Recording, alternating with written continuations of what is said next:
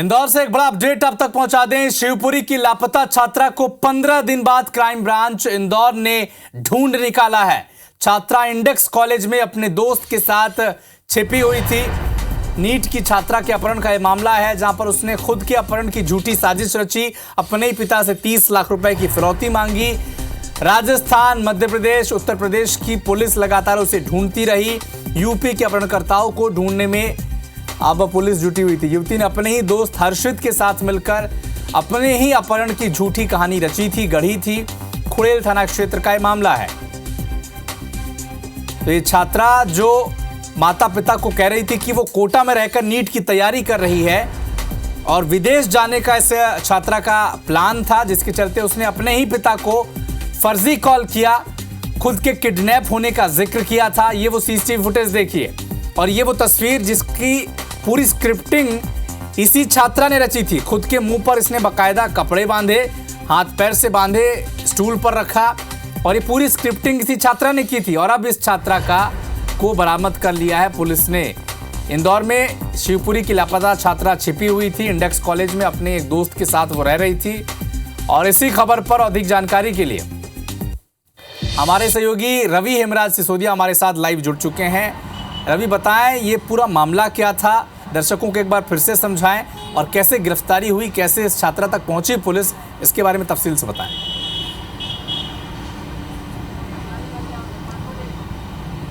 देखिए, इसको पहले सिलसिलेवार तरीके से समझते हैं कि कोटा पुलिस को जो है एक वीडियो फोटो के माध्यम से एक धमकी मिलती है कि जो लड़की है वो किडनैप हुई है और किडनैप होने के बाद में जो 30 लाख रुपए की फिरौती है उसकी बात कही गई है। इसके बाद पुलिस जब इन्वेस्टिगेट करती है तो इन्वेस्टिगेशन के बाद में यह मामला पहुंचता है सीधे शिवपुरी, क्योंकि शिवपुरी में की रहने वाली ये काव्या जो है शिवपुरी की रहने वाली थी।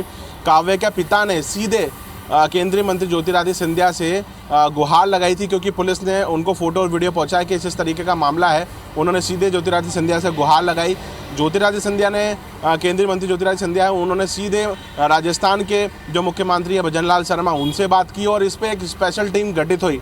जब टीम गठित हुई तो कोटा की पुलिस जो है वो इंदौर आई।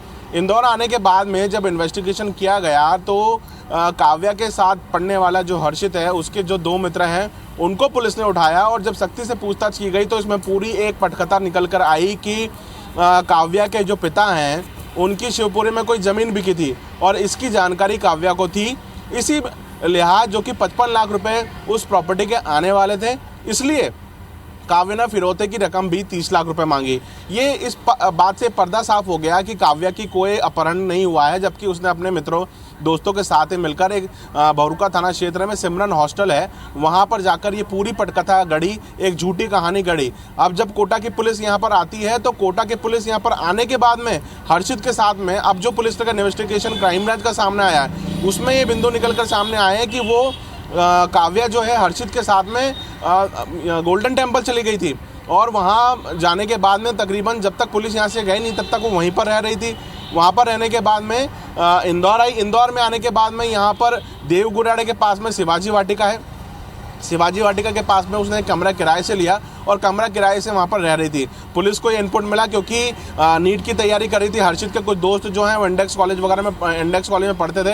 हालांकि सूत्रों का ये कहना है कि वो इंडेक्स कॉलेज में थी, लेकिन फिलहाल पुलिस ने इस थ्योरी को थोड़ा घुमा दिया है और उसमें बताया है कि शिवाजी वाटिका जो कि देवगुराड़िया क्षेत्र जो कि खुड़ेल थाना क्षेत्र में रखता है, वहाँ पर उसने एक कमरा किराए से लिया और वहाँ पर रह रही थी। पुलिस ने इसमें इनपुट खंगाले और उन दोनों को वहाँ से साथ में लेकर क्राइम ब्रांच थाने पहुंची है। और ये माना जा रहा है कि अब देर रात ही, क्योंकि ये मामला जो है वो रजिस्टर कोटा पुलिस में है, कोटा के विज्ञान नगर थाना क्षेत्र में ये मामला दर्ज है, इसलिए वहां से कोटा पुलिस इंदौर आएगी और इंदौर आके माना जा रहा है कि देर रात ही हर्षित और काव्या है उन दोनों को लेकर कोटा वापस लौट जाएगी। तो एक लंबी पटकथा जो है इस पूरे मामले में लिखी गई थी। पुलिस भी लगातार इस मामले में नज़र बनाई होती, क्राइम ब्रांच पुलिस लगातार इस पर इनपुट बनाई होती कि आखिर दोनों गए तो कहाँ गए, ज़मीन निकल गई कि आसमान इनको निकल गया, क्योंकि कोटा पुलिस भी यहाँ पर 4-5 दिन तक रही, इन्वेस्टिगेट किया, नहीं मिल पाए। लेकिन एक क्लू मिला, डिजिटल क्लू मिला और उसके थ्रू दोनों तक पुलिस पहुँच गई और अब कभी भी देर रात तक कोटा पुलिस पहुँचेगी और इन दोनों को कोटा विज्ञान नगर थाना लेके जाएगी। चलिए, आप नज़र बना के रखिए, आपसे अपडेट लगातार लेते रहेंगे। तो बीजापुर से एक नक्सली लीडर पापा राव की मौजूदगी की खबर के बाद लेंड्रा इलाके में जवानों को भेजा गया है और जिसके बाद नक्सली जवानों के घेरे में आ गए।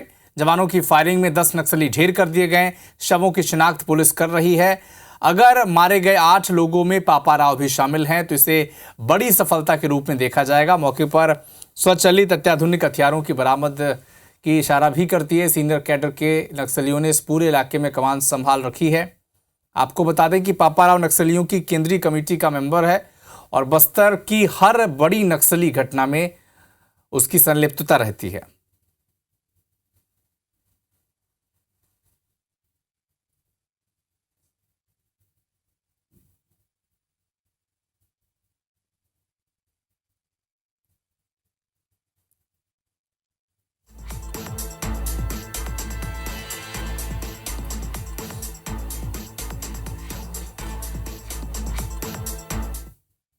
इलाका में जो पश्चिम बस्तर इलाका में आमतौर पर जो जहाँ पर अभी मुठभेड़ हुई थे उस इलाका में जो DK सर सी रैंक का जो सर पापा राव लेंगू और PLJ कंपनी नंबर 2 इन फॉर्मेशंस का कैडर को उपस्थिति का सूचना रहते हैं। लेकिन अभी डेड बॉडीज़ का शिनाख्ती की कार्रवाई जैसा अभी संपूर्ण अभियान खत्म होने के बाद ही की जाएगी। उसके पश्चात मारे गए माओवादी में कौन कौन कैडर शामिल रहा, ये सब डिटेल्स मिलना संभव होगा।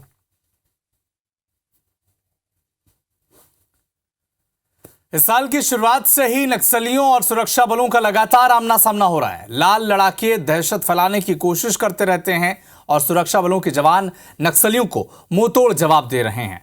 तो चलिए ग्राफिक्स के जरिए आपको बताते हैं कि कब कब नक्सलियों और जवानों की मुठभेड़ हुई। 30 जनवरी 2024 बीजापुर में 3 जवान हालांकि शहीद हो गए लेकिन 15 जवान घायल थे। 14 फरवरी को सुकमा में एक ग्रामीण की हत्या कर दी गई। जगह सुकमा, तारीख 14 फरवरी 2024 ग्रामीण की वहां पर हत्या कर दी गई।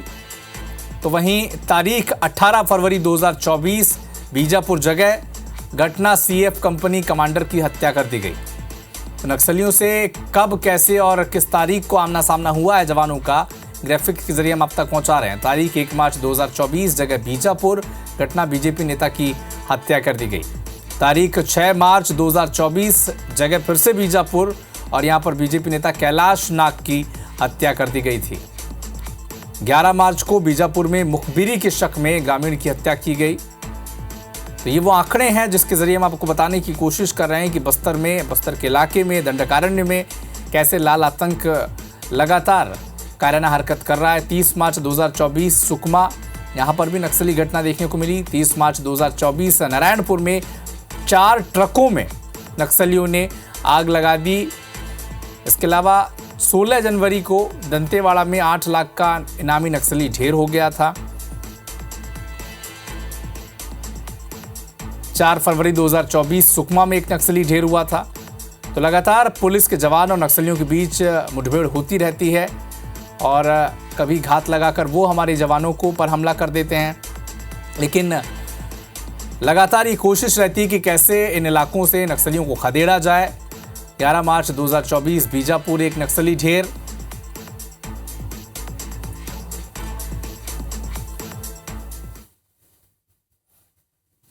लोकसभा चुनाव को लेकर नामांकन का दौर जारी है। मंगलवार को रीवा की सीट से बीजेपी के प्रत्याशी जनार्दन मिश्रा ने नामांकन दाखिल किया। उनके साथ deputy CM Rajendra Shukla, BJP के सैकड़ों कार्यकर्ता उनके साथ मौजूद रहे और नामांकन दाखिला करने से पहले एक जनसभा का आयोजन भी उन्होंने किया। संबोधित करने CM डॉक्टर मोहन यादव पहुंचे। CM ने जनता से कहा कि जनार्दन मिश्रा को जिताया जाए। वहीं दमोह से कांग्रेस के लोकसभा प्रत्याशी तरवर लोधी ने भी आज नामांकन दाखिल किया। इस दौरान कांग्रेस के कई दिग्गज, पूर्व मंत्री राजा पटेरिया, मुकेश नायक, पूर्व मंत्री हर्ष यादव, बड़ा मलहरा विधायक रामसिया भारती और ऐसे तमाम दिग्गज नेता कांग्रेस के मौजूद रहे।